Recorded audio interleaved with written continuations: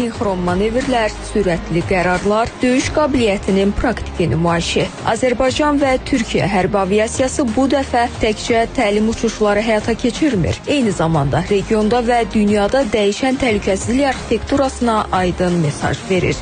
Turaz Qartalı 2026 birgə taktiki uçuş təlimi artıq start götürüb və bu, göylərdə qurulan strateji tərəfdaşlığın növbəti mərhələsidir. Beynəlxalq hüququn kobud şəkildə pozulduğu müasir dövrdə iki qardaş ölkənin hərbi gücü artıq hər zamankindən daha böyük önəm kəsb edir.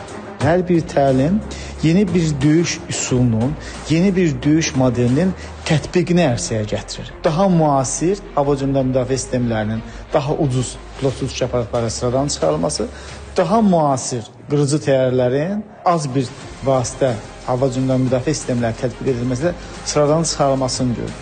Bütün bunların senarisi Azərbaycan-Türkiyə Turaz 2026 təlimlərində özünü əks etdirəcək.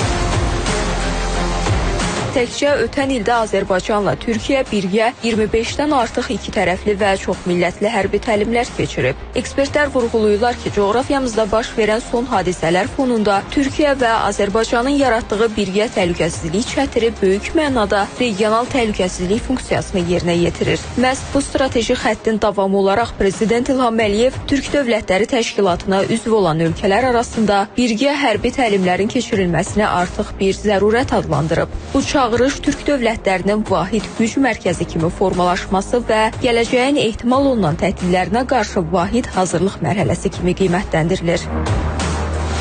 Biz görürük ki, qlobal böyük alyanslar müvafiq təhlükəsizlik funksiyasını yerinə yetirə bilmirlər. Məsələn, dünyanın ən böyük hərbi siyasi təşkilatı olan Şimali Atlantika Alyansı görürük ki, ayrı-ayrı ölkələrin yaranmış yeni strateji maraqları kontekstində real deyil.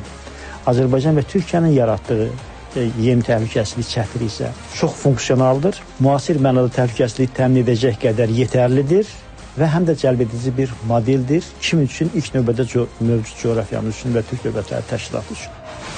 Rəsmi Bakının hərbi diplomatiyası təkcə regionla məhdudlaşmır. Ukrayna liderinin səfəri zamanı bu məsələyə xüsusi yer ayrılması, eyni zamanda Çexiyanın baş naziri ilə hərbi müstəvidə müəyyən edilən yeni planlar bu dairəni daha da genişləndirir. Hərbi təlimlərdən tutmuş ortaq istehsala qədər.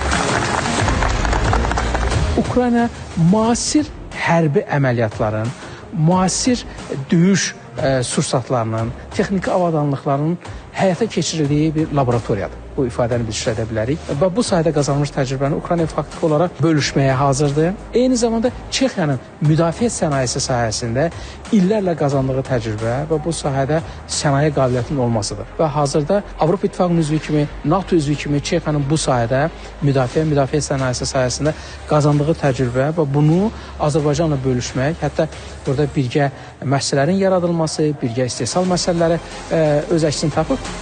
Beləliklə, Azərbaycan həm qardaş Türkiyə ilə sarsılmaz müttəfiqliyini gücləndirir, həm də beynəlxalq tərəfdaşlıq şəbəkəsini genişləndirərək öz hərbi sənaye potensialını yeni mərhələyə daşıyır. Bu proses regionda sülhün və sabitliyin polad zəmanətinə çevrilir.